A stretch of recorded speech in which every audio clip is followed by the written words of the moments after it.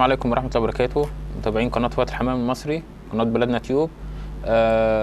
مستمرين بفضل الله معاكم، والحلقات دي احنا بنعملها عشان نرد على اسئلتكم، يعني ملهاش دعوة بالحلقات اللي احنا بنعملها خالص، سواء مع اي حد عنده معلومة بيقدمها. احنا بنروح انا واستاذ احمد بدر نصور عنده، يكون عنده معلومة كويسة. طبعا انتوا شفتوا صورنا مع الحاج ماهر واستاذ محمد عطا ومحمود بيس. اي حد عنده معلومه يا جماعه كويسه هيفيد بيها الناس في مجال تربيه الحمام، احنا تحت امره. انا واستاذ احمد بنروح في اي مكان يعني. بس يعني يا ريت يكون في القاهره الكبرى يعني عشان قريب لينا يعني. هناخد سؤال تاني في موضوع كويس برضه يا جماعه. معلش قبل ما نخش في الاسئله ونرد على الاسئله، استاذ احمد بدر مقترح موضوع كويس قوي. ان شاء الله يوم الجمعه، احنا النهارده الحد، احنا النهارده الحد بنصور الحلقه دي بالليل. ان شاء الله يوم الجمعه هنسيب لكم ارقام التليفونات بامر الله.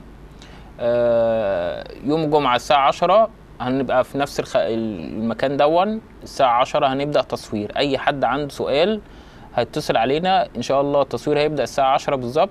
هنرد بدل ما احنا دلوقتي بناخد الاسئله من على المنتدى، هنرد عليكم على طول على التليفونات.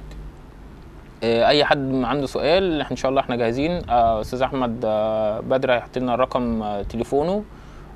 بالنسبه للقناه لبلدنا تيوب 10:30 هنبدا تصوير اسئله لقناه بلدنا تيوب. الساعه 10 قناه فؤاد الحمام المصري. اي حد عنده سؤال، الرقم طبعا حضراتكم كلكم عارفينه، 010 65 73 2153. ان شاء الله يوم الجمعه الساعه 10 هننتظر تليفوناتكم. اي حد عنده سؤال، بدل ما احنا فاتحين اللاب وبنقرا كده، ان شاء الله هنرد على حضراتكم على طول على التليفون. الحلقه تتسجل وان شاء الله هننزلها في نفس اليوم يعني.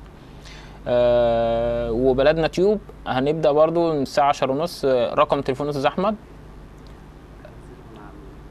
استاذ احمد هيحط على التول بار بتاع الفيديو. هناخد بقى سؤال محمد زكي بيقول: او كربون ده بشري ولا بيطري؟ استاذ محمد زكي، الاو كربون ده بشري. ده بنستخدمه لما تكون في حصوايه مزنوقه في يعني في بيضه الحمام مش عارفه تبيضها، او في عندها اي حاجه في الانتفاخ في مكان المخرج بتاعها. فالاو كربون ده بيحل القصه دي يعني. وانا مش متذكر، وكان الفيديو كان عن معلومات تهمه. التعليق ده كان على الفيديو بتاع معلومات تهمك عن تربيه الحمام. سامح بيقول: يا استاذ محمد، في دروسك انت كانت حلوه ومفيده، اسرع وكلامك بسيط بيوصل بسرعه. كمل سلسله كيف تربح اموال من تربيه الحمام. بشكرك، واحنا كملنا ان شاء الله مكملين معاكم.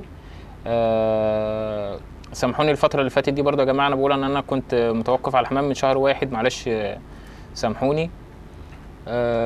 بس ان شاء الله راجعين معاكم يعني بقوه بامر الله يعني. ممكن ده محمد يوسف بيقول: ممكن نعرف اكلم ياكل الحمام كم ياكل الحمام من العلف؟ وشكرا اليك. لو حضرتك بتسأل الحمام بياكل قد ايه علف، أو احنا بنسميه عندنا هنا في مصر الكلفة. اعتقد ان استاذ محمد مش يعني اللهجة كده في الكلام مش مصري يعني. الحمام بياكل يعني جزء الحمام الطبيعي بتاعه. يعني انا كتجربه عمليه، جزء الحمام من ساعه ما بيبيض البيضه لحد ما بتقطف منه الزغلولين بياكل له حوالي من 4 ل5 كيلو. يعني لو كده دربتها كده في السنه على 12 شهر على 45 يوم دول، هتبقى حوالي من 40 ل 45 كيلو، يعني حوالي 50-60 جرام للجزء الحمام. يعني هو الحمام بياكل 4 كيلو في 45 يوم، يعني جزء الحمام وتحتيه زغليل بياكل حوالي من 4 ل5 كيلو في 45 يوم. ده كان سؤال أستاذ محمود يوسف. أستاذ أحمد فؤاد بيقول: عملت إيه في موضوع الفقاسات بتاعة الحمام؟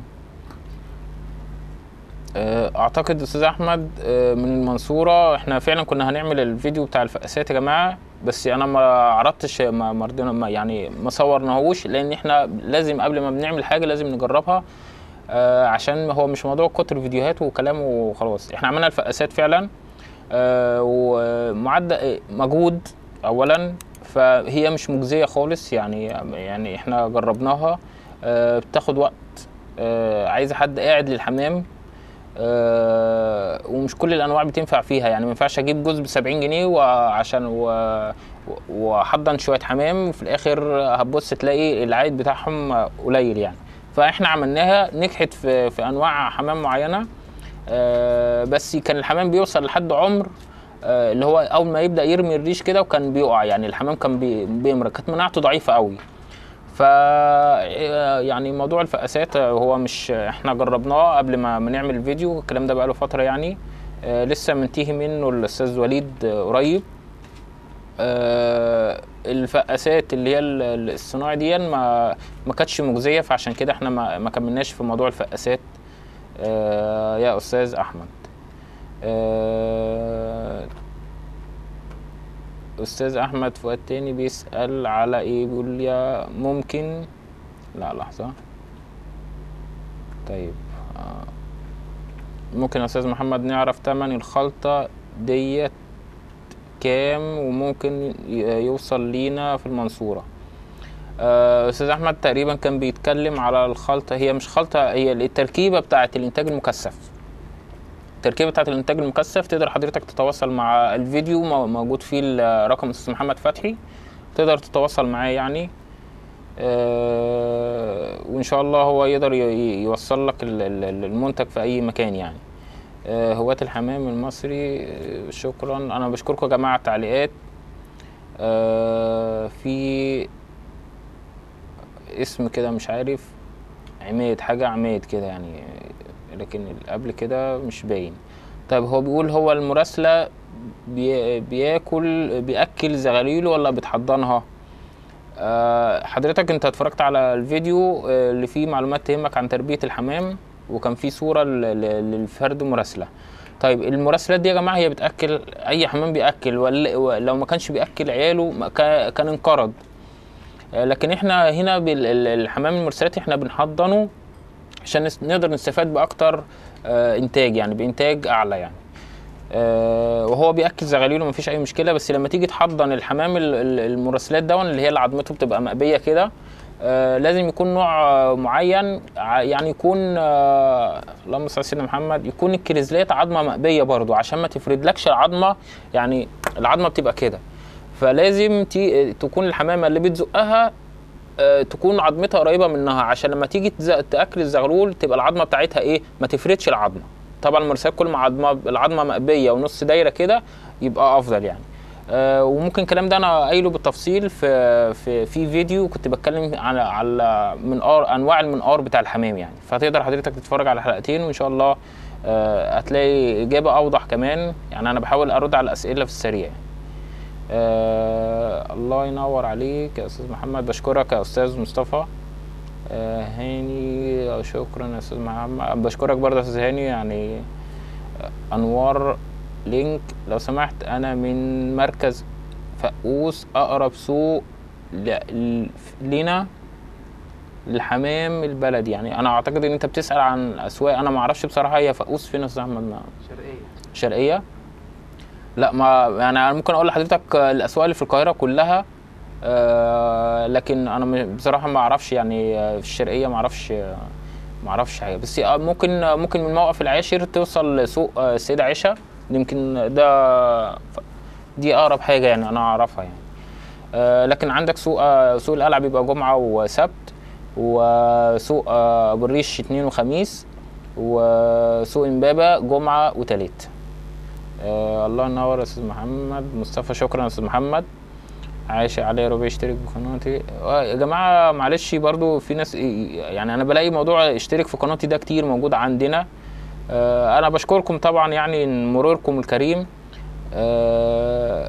اعمل فيديوهات يعني، الناس اللي بتبعت يشترك في قناتي مش عارف ايه، اعمل حاجه تفيد الناس، هتلاقي الناس هي اللي بتدور عليك، هتلاقي الناس هي اللي يعني انت قدم حاجه كويسه، وحط والتوفيق ده على ربنا سبحانه وتعالى. مصطفى انا عندي نتايه الدكر كسر عليها اكتر من مرتين، وده الكلام ده بعد القلش، اعمل ايه؟ النتايه مش عايزه تحصي. انت في اخر الموسم يا باشا، وما تستعجلش على الحمام. يعني الحمامه حصت ما حصتش خلاص، هو الموسم كده. كل سنه وحضرتك طيب. وما تستعجلش على الحمام يعني. خلاص كده الوقت يا باشا. طب معلش بقى نشوف اخر سؤال. قناة الغزار، قناة الحمام الغزار المصري. تقريبا ده استاذ مصطفى يعني، ما خنتنيش الذاكره. استاذ مصطفى ما شاء الله قناتك جميله جدا، وتعليقاتك جميله، وانت انسان محترم. بشكرك. قناه الحمام الغزار المصري. تحياتي ليك يا استاذ محمد، وتحياتي للاستاذ محمود. الحمام الغزار لازم نحافظ عليه من الانقراض، لان الامراض كتيره جدا، والحمام اللي بيقع من الغاوي كتير، والحمام اللي بيقع من الغواة كتير. ولذلك بتوع الغواة وإرشاداتهم للطرق الصحيحة للحفاظ على الحمام من حيث الفرخ والعلاج. وده فعلا اللي انتوا بتعملوه. ربنا يبارك فيكم ويزيدكم ويجعله في ميزانات حسناتكم. حبيبي يا أستاذ مصطفى، قناة حمام الغزار المصري. الأمراض دي محدش ليها يعني، احنا بنحاول نعمل اللي علينا، لكن الشافي هو الله يعني. أي غاوي حمامه بيمرض، كبير صغير يعني. الحمام مفيش حمام ما بيمرضش.